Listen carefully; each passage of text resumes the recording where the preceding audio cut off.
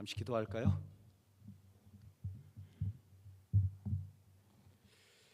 하나님, 이제 저희가 주님의 말씀을 듣고자 합니다. 진이 이 땅에 말씀으로 찾아오신 주께서 저희 모두에게 각자의 음성으로 말씀해 주시고 우리 모두가 주의 음성을 듣는 복된 시간이 되게 하여 주시옵소서. 예수님의 이름으로 기도하옵나이다. 아멘. 저는 이제까지 이렇게 살아오면서 은혜를 참 많이 받았습니다. 여러분, 은혜라는 것은 뭐 방언을 한다든지 신비한 뭐 이런 거 말고, 은혜라는 건 뭐냐? 받을 자격이 없는 사람이 누리는 것들, 은혜라고 말하잖아요. 제가 참 여러 가지 받을 자격이 없는데 누리는 것들이 굉장히 많습니다. 근데 누군가가 당신이 이제까지 받아서 누리는 은혜 중에서 가장 좋은 것, 가장 넘버원 하나만 꼽으라고 말하면 저는 서슴지 않고 십자가의 말씀을 깨달은 은혜라고 말하고 싶어요. 왜냐하면 이 십자가의 은혜가 먼저 저의 신앙생활 자체를 송두리째 바꾸었습니다. 저는 이제 의심이 굉장히 많아요. 그래서 구원의 확신을 갖는데 굉장히 어려움을 겪었습니다. 어떻게 사람이 자기가 구원받는다는 걸 한치도 의심하지 않지? 내가 믿고 있다가 어느 순간에 딱 믿음이 없을 때 주님이 쫙 재림하시면 그럼 이거 어떻게 할까? 그리고 주님이 나의 삶을 속속들이 아시는데, 내 죄를 다 아시는데 나를 과연 구원해 주실까? 그래서 중학교 3학년 때, 보통 2학년 때 3학년 때 세례를 받는데 목사님께서 세례문답 끝날 무렵에 이제 이렇게 물어보는 거죠. 야, 너 이제 오늘 죽으면 천국 갈게 믿어지니? 제가 아니요 그랬어요. 왜 안 믿어지니? 제가 죄가 많고 의심했을 때 주님 오시면 천국 못 갈 것 같아요. 그랬더니 목사님이 그럼 내년에 받아. 그래가지고 세례를 제수했어요. 그런데 십자가의 말씀을 깨닫고 나니까 십자가가 저에게 이렇게 말하는 거예요. 아들아, 내가 너를 사랑하는 것을 내가 이렇게 증명했는데 더 증명이 필요하니. 그때 제가 알게 됐죠. 구원의 확신이라는 것은 내가 무엇을 의심하지 않는 상태가 아니라 하나님께서 나를 사랑하신다는 것을, 그 팩트를 내가 받아들이는 것이다. 저는 그 뒤로 한 번도 구원의 확신이 흔들려 본 적이 없습니다. 뿐만 아니라 저의 목회의 목표 자체를 바꾸어 버렸어요.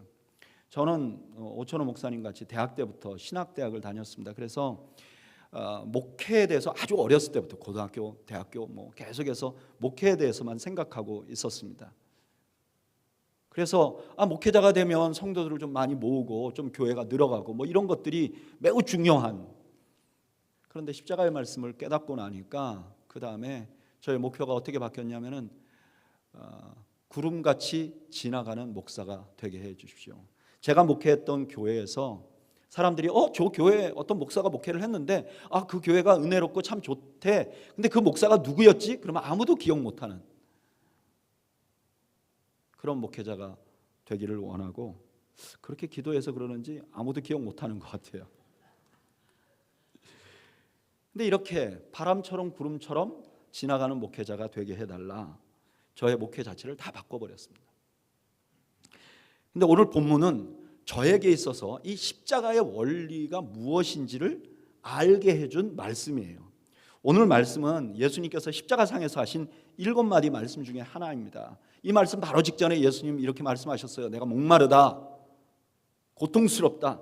십자가에서 겪는 그 고통의 극치에 달해서 예수님께서 하신 말씀이 뭐냐면 내가 목마르다예요. 목마르다, 고통스럽다. 근데 그 다음에 뭐라고 말씀하시냐면은 다 이루었다라고 말해요. 여러분, 다 이루었다는 건 뭐냐 하면은 완성, 그런 의미잖아요. 완성이라는 건 흠이 없는 상태. 어떤 작품을 만들었는데 내가 완성했습니다 그러면 흠이 없는 상태를 말하는 거죠. 아니면 내 마음에 쏙 드는 상태. 근데 예수님께서 이 말을 어디서 했느냐? 십자가에서 했단 말이에요. 여러분, 십자가는 예수님에게 완성일까요? 어떻게 생각하세요? 예수님이 십자가를 지기를 원하셨나요? 아니죠. 마태복음 26장 39절에 보면 예수님께서 이 잔을 내게서 물려주십시오. 난 진짜 십자가 지는 거 정말 힘듭니다. 전 정말 비킬 수 있으면 비켜주세요. 원하지 않는 일을 지금 하고 계시는 거예요. 그리고 예수님의 지금 모습이 완전한 모습이 아니에요. 깨지고 상하고 피를 질질 흘리고 있는 그런 모습이란 말이에요. 누가 봐도 예수님의 이 모습은 완성이라고 말하기 어려울 것 같아요. 만약에 예수님이 다 이루었다라고 말하시려면 부활 후에 하시면 어땠어요? 부활 탁 하셨는데 마리아가 탁 왔는데 거기 하얀 옷을 입고 이제 다 이루었어. 그럼 멋지잖아요. 더 멋진 거는 예수님이 부활하시고 승천하실 때 감람산에 사람들이 쫙 모여가지고 예수님 쳐다보고 있는데 예수님이 쫙 올라가시면서 하늘 공중에서 다 이루었다 이랬으면 뭐 사람들이 저게 완성이구나 이렇게 생각할 수 있었을 텐데 예수님 왜 이 상황에서, 이 못 박힌 상황에서, 이 고통스러운 상황에서 다 이루었다고 말씀하셨을까? 저는 이 답을 얻기 위해서 성경을 진짜 많이 읽어봤어요. 도대체 왜 이렇게 말씀하셨을까? 이게 해결이 안 되는 말씀이에요, 저에게 있어서. 그래서 주석도 찾아봤어요. 그리고 유명한 목사님들의 설교도 들어봤어요. 여러분, 주석에는요 진짜 궁금한 건 답이 없어요. 모두 아는 것만 적어놨어요. 그래서 제가 이것 때문에 기도를 많이 했습니다. 하나님, 이 말씀 무슨 말씀인지는 이해를 못하겠는데 이해할 수 있도록 도와주세요. 하나님께서 긍휼을 베푸셔서 이 말씀을 깨닫게 됐어요. 놀랍지 않습니까?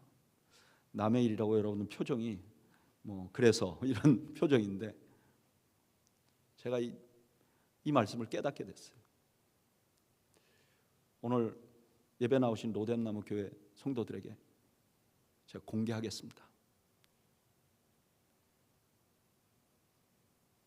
이 놀라운 비밀을,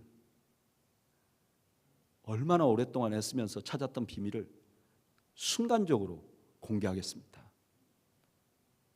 별로 흥미가 없어 보이는데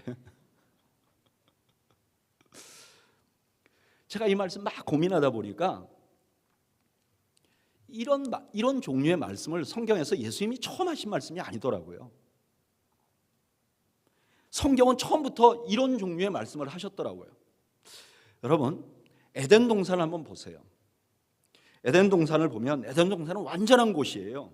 사람 살기에 최적화된 곳, 우리가 파라다이스라고 말하잖아요. 에덴 동산에 하나님께서 이 에덴 동산을 다 만드셨어요. 완벽한 동산이에요. 근데 하나님께서 이 완벽한 동산을 만드시고 마지막에 뭘 하셨냐면은 선악을 알게 하는 나무의 열매를 심으셨어요. 그리고 아담과 하와를 불러서 이렇게 말씀하셨어요. 여호와 하나님이 그 사람들에게 명하여 이르되 동산 각종 나무의 열매는 내가 임의로 먹되 선악을 알게 하는 나무의 열매를 먹지 말라. 내가 먹는 날에는 반드시 죽으리라. 선악을 알게 하는 나무의 열매를 먹으면 죽는다는 거예요. 여러분, 에덴 동산에는 위험의 요소가 하나도 없었어요. 그런데 선악을 알게 하는 나무의 열매가 나무를 심었는데 그 열매를 먹으면 죽는다는 거예요. 위험 요소가 생긴 거예요. 에덴 동산에 있는 걸 모든 걸 누릴 수 있는데 제한되는 요소가 생긴 거예요. 우리 눈에 딱 보면 한눈에도 완전함이 깨진 상황이에요. 그런데 하나님께서 이 선악을 알게 하는 나무의 열매를 심고 그것을 소개한 다음에 창조가 끝나요. 저는 이 장면이 어떻게 보이냐면은 아버지가 가족들을 위해서 큰 저택을 지었어요. 정말 큰 저택을. 그리고 그 저택 앞에 드라이브웨이를 멋지게 만들어놨어요. 아주 넓게 차가 몇 대든 돌 수 있도록. 그리고 그 드라이브웨이 가운데다가 큰 맨홀을 만들었어요. 그 맨홀 밑에는 정화조를 큰 걸 묻었어요. 누구든지 빠지면 죽도록. 그리고 그 맨홀 뚜껑을 열어놓고 자기 아이들을 불렀어요. 그리고 아이들에게 이렇게 말하는 거예요. 너네들 이거 조심해. 정화조에 조심해. 빠지면 죽어. 절대 빠지면 안 돼. 여러분, 이게 완성일까요? 아니면 정화도 뚜껑을 닫는 게 완성일까요?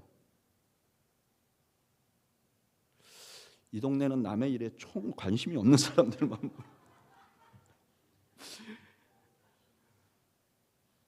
여러분, 선악을 알게 하는 나무를 심은 것이 이런 느낌이 든다는 거예요. 하나님이 이 열매를 아담과 하와가 따먹을 걸 알았을까요? 몰랐을까요? 아셨겠죠. 근데 왜 심었을까요? 왜 결점이 있는 상태로 그냥 두셨을까요? 저는 이렇게 생각해요. 아담과 하와가 이 에덴 동산에서 계속해서 에덴 동산을 누리려면 조건이 하나 있었어요.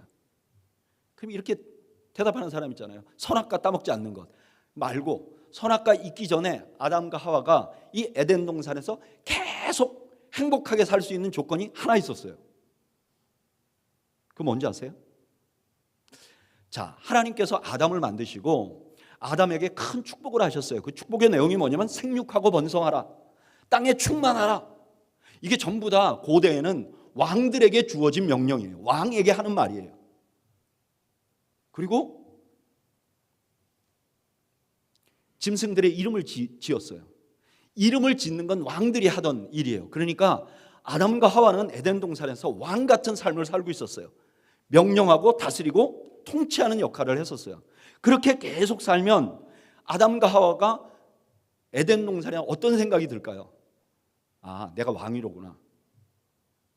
자, 아담과 하와가 에덴 동산의 왕이라고 생각하는 순간, 여기에 통치자가 나라고 생각하는 순간 아담과 하와는 하나님의 대적자가 되는 거예요. 왜냐?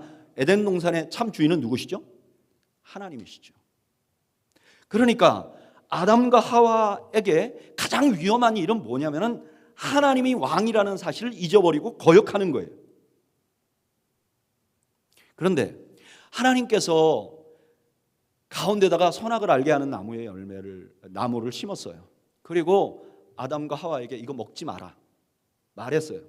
아담과 하와가 거기서 뭐 둘만 살았잖아요. 그러니까 얼마나 좋았겠어요. 신혼에 막 뛰어다니고 놀고 뭐 먹고 싶은 거 먹고 자기 마음대로 하다가 동산 중앙쯤 가면, 아니 동산 중앙을 쳐다보면 거기 나무 하나가 있어요. 저게 무슨 나무였지? 저거 선악을 알게 하는 나무지. 저거 하나님이 먹지 말라 그랬지. 그 순간에 자기들이 이 땅의 통치자가 아니라 누군가 통치자가 있다는 것을 알게 되는 거죠. 그래서 이들이 선악과를 보는 동안에는, 그 의미를 아는 동안에는 그들에게 있어서 자기들이 에덴 동산의 왕이 아니라는 사실을 기억하게 되고, 그래서 그를 통해서 그 에덴 동산의 왕이 하나님이라는 것을 계속 인정하는 동안 그들은 에덴 동산을 누릴 수 있었어요. 그러면 선악을 알게 하는 나무가, 열매를 가진 나무가 있는 게 완성인가요? 없는 게 완성인가요? 만약에 아담과 하와가 그 선악을 알게 하는 나무의 열매를 보면서 자기들을 절제하고 자기들이 주인이 하나님이심을 인정하면 그들은 계속해서 파라다이스를 누릴 수 있었을 것입니다. 여러분, 이런 원리는요, 우리의 모든 삶에도 똑같이 적용이 됩니다.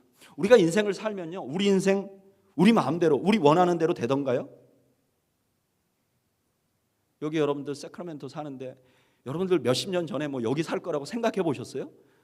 여기 적어도 여기 로뎀나무 교회라고 이름 붙이고 이렇게 모여서 예배 드릴 거라고 여러분 생각해 보셨어요? 여러분, 우리 인생 우리 마음대로 안 됩니다.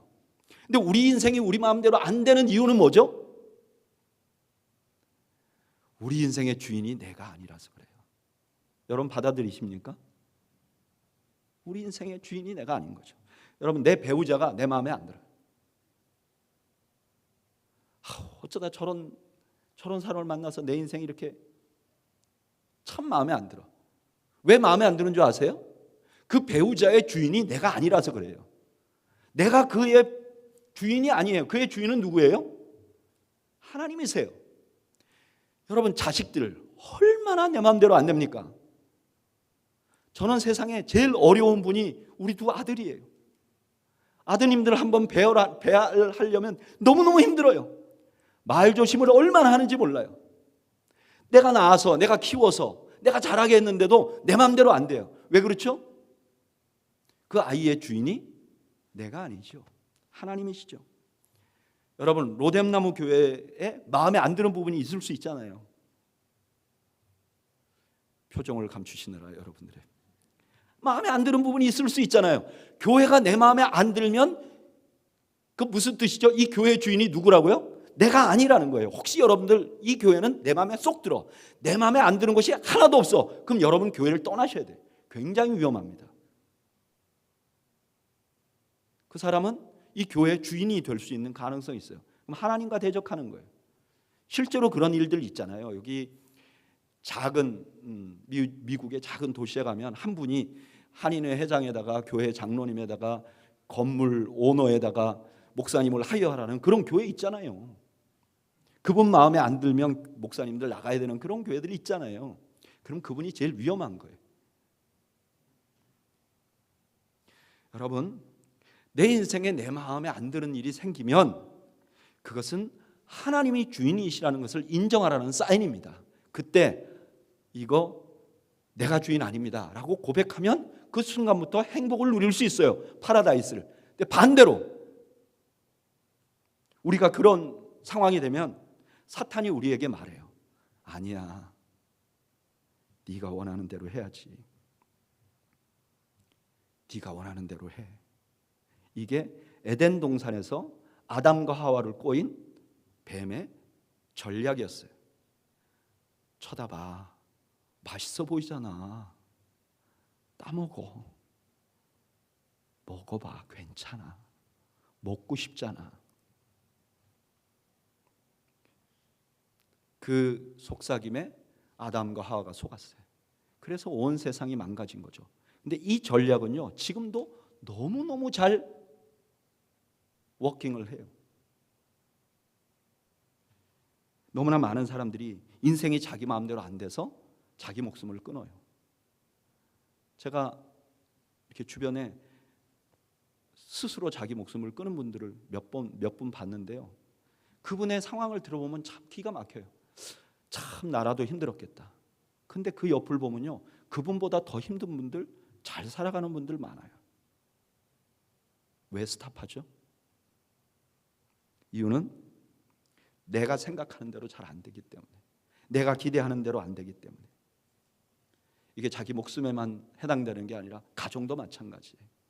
부부가 왜 어렵죠? 부부관계가 어려운 분들 보면 왜 어렵죠?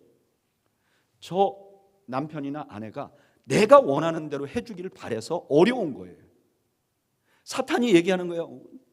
왜 네 남편은 왜 너 마음을 이렇게 몰라줘? 어떻게 알아요, 여러분?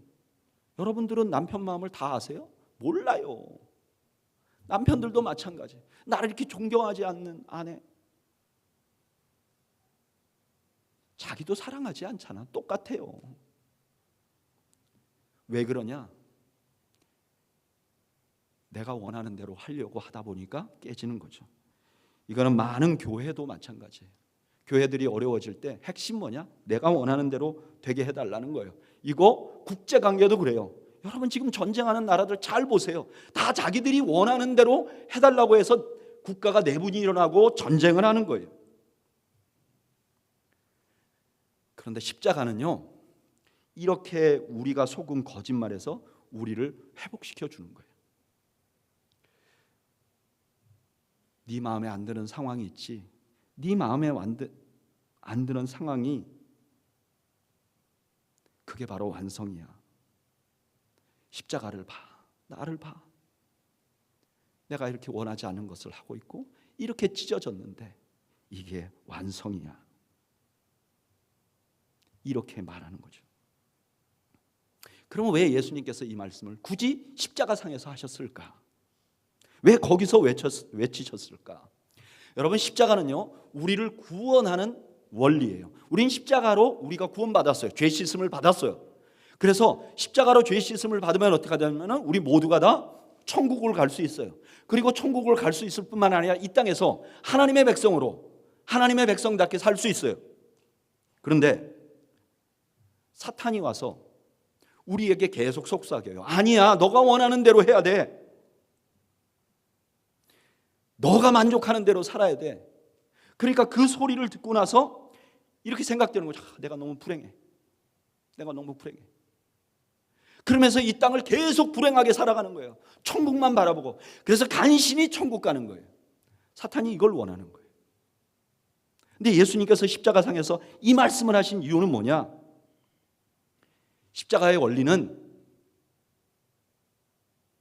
단순히 천국 가는 것으로 끝나는 게 아니라 예수님이 십자가의 죽으심으로 우리를 구원하신 이 원리는 우리를 천국 가게 하는 것뿐만 아니라 이 땅에서 하나님의 백성으로서 하나님이 주시는 진정한 복을 누리게 할 수 있는 원리로 주신 거죠.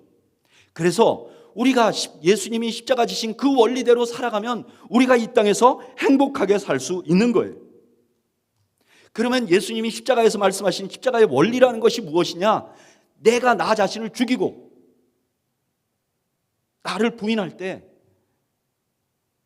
그때 진정으로 하나님이 내게 주신 에덴 동산을 내가 누릴 수 있다는 거예요. 예수님께서는 십자가로 구원을 얻을 뿐만 아니라 십자가의 원리로 살아서 이 땅에서 천국 시민으로 살기를 원하는 거죠. 여러분, 십자가가 완성입니다. 진정한 완성은 내가 원하는 대로 사는 게 아니에요. 오히려 결점 같아 보이는 것을 통해서 나를 죽이고 하나님의 주권을 인정하면 그곳에서 진정한 완성을 누리게 되는 거예요. 저는 오늘 예배 나오신 여러분들이 바로 이런 완성을 누리시는 축복을 누리기를 주님의 이름으로 축원합니다. 사도 바울은 이런 원리를 경험한 것 같아요. 고린도후서 12장 9절에 사도 바울이 이렇게 말해요. 나에게 이르시기를 내 은혜가 내게 족하도다. 이는 내 능력이 약한 데서 온전하여 짐이라. 이 말씀은 사도 바울이 무슨 병이 있었던 것 같아요. 뭐 안질이라고 하기도 하고. 그런데 이분이 병이 있으니까 사역하기가 너무 어려워요. 그래서 하나님 앞에 3번이나 기도해서 하나님 이거 좀 고쳐주세요. 그랬더니 하나님이 응답으로 하신 말씀이 뭐냐? 나에게 이르시기를 내 은혜가, 하나님의 은혜가 너에게, 바울에게 족하다. 왜냐하면 이는 내 능력이, 하나님의 능력이 약한 데서, 너의 약한 데서 온전하여 짐이다.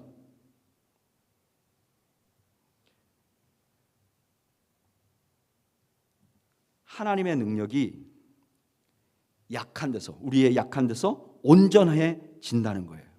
내 약점이 하나님의 능력이 임하게 되는 동기가 된다는 거예요. 다시 말하면 내가 약점이 없으면 내가 어느 정도 수준에서 살아가느냐? 나의 능력의 수준에서 살아가는 거예요. 근데 내가 상처가 있고 약점이 있으면 그 약점을 통해서 하나님의 능력이 임하고, 하나님의 능력이 임하면 내 수준의 일이 아니라 하나님 수준의 일을 할 수 있게 된다는 거예요. 여러분, 하나님은 계속해서 이렇게 일하셨어요. 사람을 사용할 때 강점으로 일하지 않았어요. 약점으로 일하셨어요. 예전에 한국에서 어떤 유명한 목사님이 책을 썼는데 책 제목이 뭐냐면 강점으로 일하라, 이런 거예요. 근데 그 책에 하나님은 사람의 강점을 가지고 일한다. 그러면서 예로 든 분이 누구냐면 사도 바울이에요. 사도 바울이 학문을 많이 했잖아요. 그래서 사도 바울의 이 학문을 많이 하는 장점이 하나님께 들려서 이분이 성경을 많이 쓰게 됐다. 무식한 제자들은 성경도 못 썼다. 여러분, 이게 맞나요? 맞나요? 잘 생각해 보세요. 사도 바울의 많은 학문은요, 예수님을 핍박하게 만들었어요. 그는 구약을 많이 읽었지만 이사야 53장 이해를 못했어요. 그래서 예수님을 이단으로 믿고 예수님을 따르는 자들을 잡아 죽이려고 했어요. 사도 바울의 많은 학문은 사도 바울을 예수님을 핍박하게 만들었어요. 근데 사도 바울이 다메섹에 있는 예수 믿는 사람들을 다 잡으려고 산헤드린에서 권리를 받아서 갑니다. 이제 예수 믿는 사람들을 잡아서 가면 산헤드린에서 인정받는 랍비가 되는 거예요. 성공할 수 있는 프로젝트를 하나 맡았어요. 근데 가다가 밝은 빛 때문에 눈이 어두워졌어요. 그래서 더 이상 가서 예수 믿는 사람들을 잡아올 수 없었어요. 실패한 거죠. 근데 이 실패가, 이 아픔이 사도 바울을 위대한 사도로 만든 거죠. 하나님의 쓰신 사람들을 보면 다 그래요. 한국에 장로교에 큰 두 교단이 있어요. 뭐 통합, 합동 이렇게 부르는데, 이 통합이라는 교단에 그래도 꽤 제일 유명한 목사님 중에 한 분이 하용조 목사님이라는 분이에요. 이 하용조 목사님하고 가까이 이렇게 당회원으로 섬겼던 장로님 한 분이 저한테 이런 얘기를 하더라고요. 목사님, 하 목사님은요 진짜 몸이 약해요. 그냥 걸어다니는 종합병원이라 그래요. 안 아픈 데가 없어요. 그래서 어느 정도냐면 사역을 하다 보니까 이 몸이 안 좋으니까 1부 예배 드리고 들어가서 뒤에서 링거 맞고 그 다음에 또 나와서 2부 예배 설교를 한대요. 근데 이렇게 몸이 약하니까 항상 뭐에 집중하냐면 하나님이 무엇을 원하는지 거기에만 집중하고 살았다는 거예요. 그래서 온누리교회라는 교회를 세울 수 있었다는 거예요. 합동이라는 교단이 있어요. 그 교단의 제일 유명한 목사님 중에 한 분이 돌아가신 오카노 목사님이라는 분이에요. 이분이 제자훈련이라는 걸 가지고 한국 교회에 엄청난 영향력을 끼쳤어요. 근데 오래전에 LA에서 제자훈련 세미나를 했어요. 많은 목사님들과 마지막 시간에 질의문답 시간이 있었어요. 한 목사님이 이렇게 물어봤어요. 목사님께서 지금부터 목회를 처음부터 다시 시작하신다면 이것만은 이렇게 하고 싶지 않다 하는 게 있으면 말씀해 주세요. 이게 완곡하게 표현했지만 내용은 뭐냐? 목사님 목회에서 실패했다고 생각하는, 후회되는 부분이 뭡니까? 라는 질문이잖아요. 근데 그 오카노 목사님이 0.1초도 진짜 잠시도 머뭇거리지 않고 딱 이렇게 말했어요.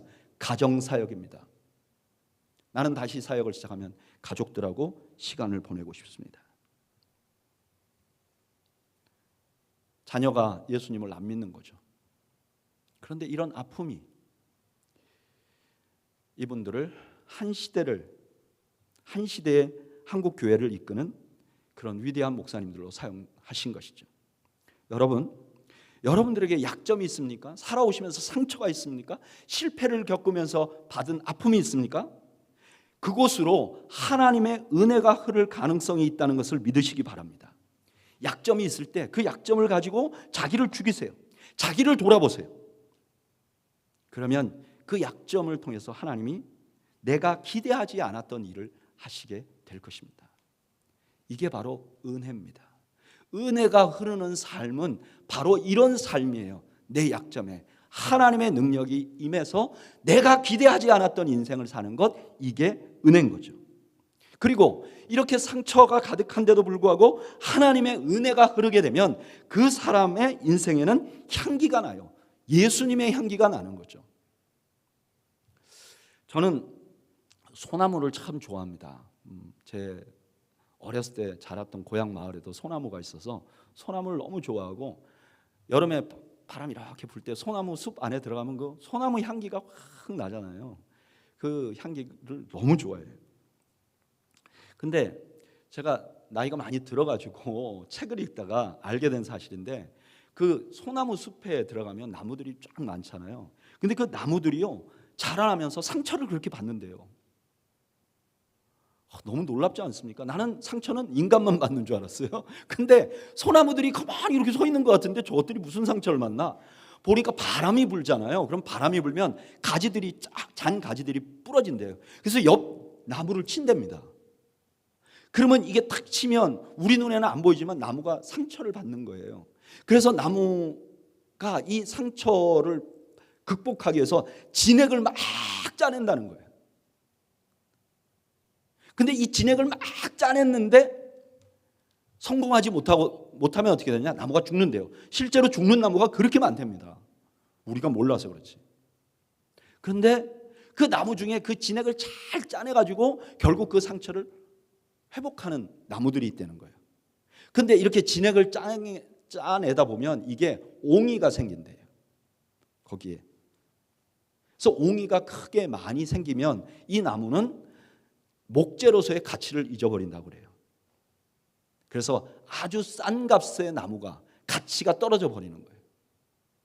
옹이가 생기면 더 이상 큰 기둥으로도 사용할 수 없어요.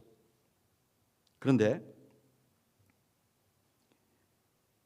여름날에 소나무 숲에 가면 소나무 향기가 막 나잖아요. 근데 그 소나무 향기의 80%는 솔 잎에서 나온다고 합니다. 근데 15%는 그 나무 전체 중에 관솔, 옹이, 상처난 그 부분으로부터 향기가 난다 그래요. 우리가 약점이나 상처는 분명히 경험하고 싶지 않은 일입니다. 그런데 상처가 있음에도, 약점이 있음에도 그걸 통해서 자기를 죽이면 하나님이 위대한 일을 할 뿐만 아니라 우리가 주님의 향기를 나타내는 인생이 되게 할 수 있는 거죠. 반대로 내가 상처가 생겼는데 그걸 가지고 내가 막 극복하면서 살아가면요, 내 힘으로만 극복하려고 애를 쓰면 극복할 수는 있지만 그 극복하는 동안 자신이 망가지고, 자신이 망가지면서 성공을 했는데 향기가 나지 않는 인생이 될 수 있다는 거예요. 저는 이런 일이 우리 이민 목회 해보면 자수성가한 분들에게 이런 일이 많이 생기는 것 같아요. 이민 온 분들이 대부분 우리가 자수성가했잖아요. 올 때는 영어도 잘 못하고 어떻게 우왕좌왕하다가 나 공항에서 라이드 해준 사람 따라서 잡이 결정되고 거기서 막 열심히 하다가 막 보니까 어느 날 집도 사고 애들도 좋은 학교 가고, 그래서 내가 좀 성공한 것 같고 옷도 좀 좋은 거 입고 집도 좀 큰 거 사고 막 멋있잖아요.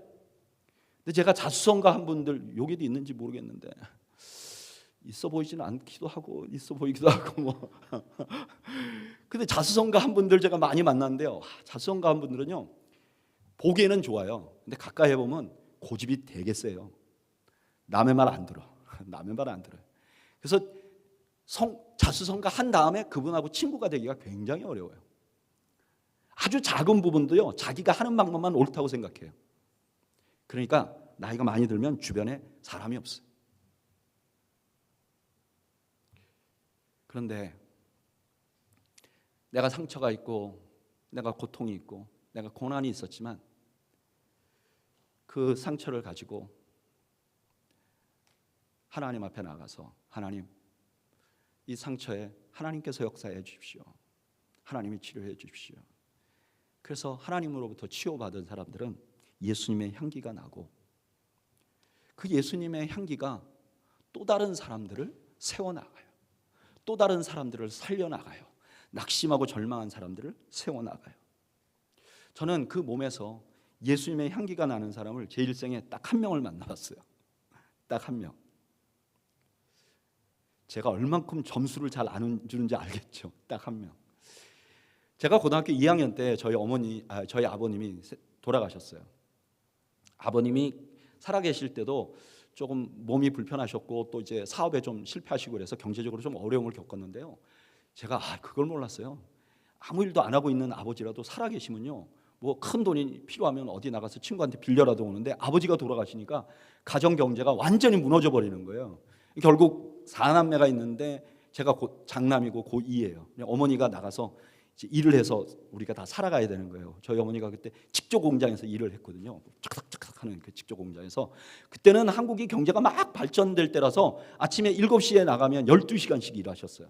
그래서 저녁 8시쯤 퇴근을 하시는 거죠. 그 다음에 밤조가 되면 저녁 7시에 출근해서 그 다음날 새벽 7시까지 직종을 돌리는 거예요. 그래야만 가족들이 살 수 있으니까. 근데 어머니가 낮밤이 됐을 때 일을 하시고 저녁에 7시 넘어서 8시 다 돼갖고 이렇게 들어오면요, 집에 들어오면 4남매가 전부 다 엄마만 쳐다보고 있는 거예요. 그러면 어머니가 얼굴에 막 피곤이 막 쩔어 있는데 그때 장을 봐갖고 음식을 만들어야 돼. 그래야 애들이 먹잖아요. 어머니가 그때쯤 장을 보러 가세요. 그러면 가끔, 항상 그렇지는 않지만 저에게, 제가 남자아이고 장남이니까 같이 시장을 보러 가자 그래요. 그러면 이제 물건도 좀 들여다 줄 거 아닙니까? 근데 저는 엄마 따라서 시장 가는 게 너무 싫었어요. 왜냐하면 우리 엄마가 시장에만 가면요, 시장 입구에서 푸성기 파는 권사님이 있었어요. 이게 가게를 갖고 있는 게 아니라 왜 바구니 같은 데다가 산나물이나 이런 거 뜯어놓고 막 파는 그 권사님을 만나면요, 엄마가 피곤한 얼굴은 어디 가고 2시간 동안 떠들어요. 그럼 전 뒤에서 비닐봉지 같이 생긴 시장 바구니 들고 서 있어야 되는 거예요. 그래서 가기 전에 엄마 오늘은 그 권사님 만나서 조금만 얘기하고 오기. 그래야만 내가 간다. 그렇게 하고 따라갔어요. 근데 신기한 거는요, 엄마가 그 권사님하고 얘기하면 되게 얼굴이 밝아지시고 그 권사님도 너무 밝아지세요. 왜냐하면 이 두 분에게는 공통점이 있어요. 우리 어머니는 39에 과부가 됐고 아들 넷, 자식 넷. 그 권사님은 우리 어머니보다 훨씬 더 젊은 나이에 과부가 됐어요. 그리고 아들 둘. 그러니까 과부끼리 친한 거죠. 서로 막 동병상련. 근데 어느 날 이제 그 권사님의 아들이 둘이 있는데 한 아들은 이제 둘째 아들은 동네에서 유명한 깡패예요. 저하고 나이 차이가 얼마 안 나는데 깡패. 그리고 그 큰 형이 굉장히 착해요. 아주 준수하게 생겼어요. 공부도 아주 잘했어요. 그래서 그 교회에서 추천해가지고 신학교를 갔어요. 전도사님이 된 거예요. 사역도 너무 잘하셨어요. 중고등부 아이들을 가르쳤는데 아이들이 너무 좋아하고 막 부흥을 했어요. 그 권사님을 볼 때 너무 얼굴이 밝은데 제가 이제 어렸을 때 그렇게 생각했어요. 저 권사님은 저 형님 때문에 되게 좋아하는 거다. 저렇게 좋은 거다. 형님 보고 내 아들이 저렇게 공부도 잘하고 목사님이 될 거고 그래서 이제 기분이 좋으신가 보다 이렇게 생각을 했어요. 근데 어느 날 그 형님이 아이들을 데리고 수련회를 갔어요. 뭐 옛날에 한국 교회 수련회 가면 대부분 강가, 개울가에 가요. 그래서 텐트 치고 아이들 뭐 집회하고. 근데 텐트 치고 개울가에 가면요 꼭 개울 물에 들어가지 말라 그러는데 들어가는 놈들이 있어요. 그래가지고 그래도 몇 놈이 들어갔어요. 근데 얘네들이 물살에 휩쓸린 거예요. 전도사님이 뛰어들어서 그 애들은 건져냈는데 전사님이 세상을 떠났어요. 여러분 생각해보세요. 아주 어렸을 때 과부가 돼 혼자서 아들 둘 키우는데 하나는 망난이고 하나는 희망이에요. 근데 이 아들이 죽은 거예요. 저도 그 형님을 얼굴 본 적이 있어요.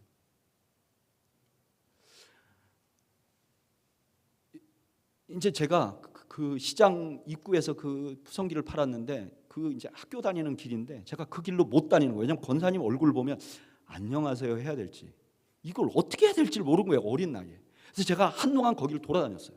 그러니까 권사님이 나와서 장사를 하는지 안 하는지 잘 모르는 거죠. 멀리서 보고 근데 한 2달 동안 권사님이 장사를 못 하셨어요. 안 나오셨어요. 이해가 되는 일이죠. 근데 2달쯤 지나서 저희 어머니가 다시 장을 보러 가는데 같이 가자는 거예요.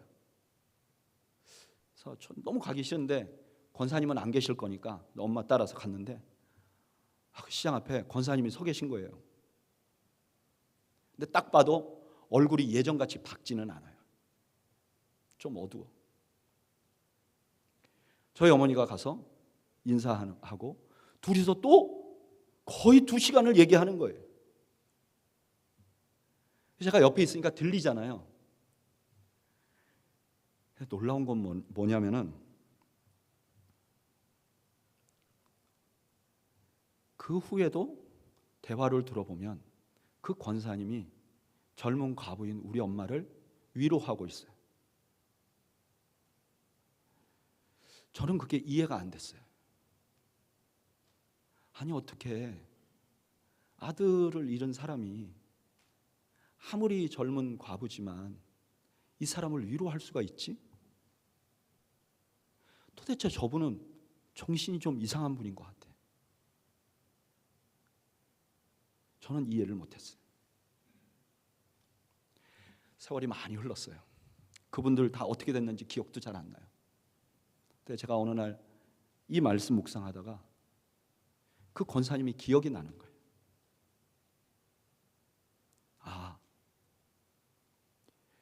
그분의 깊은 상처 속에 예수님의 십자가가 들어가 있구나. 십자가가 아니라면 어떻게 저렇게 큰 상처를 받은 분이 젊은 과부를 위로할 수 있을까? 십자가가 아니라면 이것을 누가 설명할 수 있을까? 그분의 삶에 십자가가 있었기 때문이구나.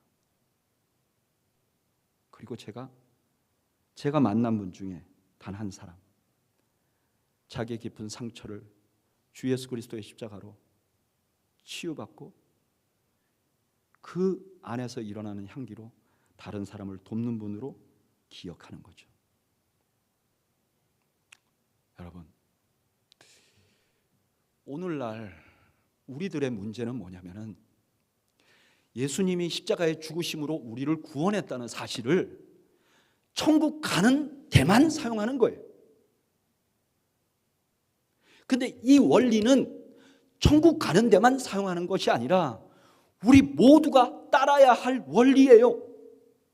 이 세상은 내가 하나님 앞에 죽음으로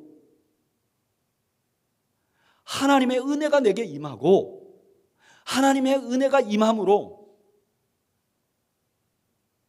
내가 이 땅에서 천국을 누릴 수 있게 하는 것, 이게 십자가의 원리예요. 근데 우리들이 이 십자가의 원리를 구원받는 데만 쓰고 내 일상생활에서 하나도 쓰지 않는 거예요. 살 때는 똑같이 사는 거예요. 세상 원리 똑같이 사는 거예요. 받으면 갚아줘야 잠이 오는 거예요. 그렇게 사니까 어떻게 되냐면은 예수 믿는 것이 어떤 일인지를 모르고 예수를 믿는 거예요. 교회를 다니는데 이게 불교 믿는 거랑 교회 다니는 거랑 뭐가 다른지도 모르는 거예요. 예수를 믿되 그 예수 믿는 거 죽어 천국 가는 거 제외하고는 이게 너무 귀한 거지만 그거 제외하고는 아무것도 유익을 누리지 못하는 거예요. 그래서 예수님께서 십자가에서 죽으시면 구원을 다 이루셨을 거예요. 한마디 말씀 안 하셔도 우리는 지옥에서 천국으로 갔을 거예요. 근데 예수님께서 십자가에서 7마디를 하세요. 그 7마디를 하나하나 살펴보면 다 십자가의 원리를 설명하는 거예요. 그 중에 완성이 뭐냐면은 여러분들 삶에 원하지 않는 일이 일어나죠. 단점 같은 일이 일어나죠. 그것은 여러분들의 삶의 주인이 하나님이시라는 것을 증명하는 것입니다. 인정하십시오. 여러분들 삶에 상처가 있죠. 그러면 그거 못 견뎌가지고 그 상처 때문에 원망하고 분노하는 것이 아니라 그 상처로 인해서 내가 얼마나 부족하고 연약한지를 인정하고 하나님 앞에 서면 거기에 하나님의 은혜가 임해서 지금껏 살아오지 않은 새로운 인생을 살 수 있도록 만들어주는 원리인데 이걸 던져버리고 살아가는 것이죠.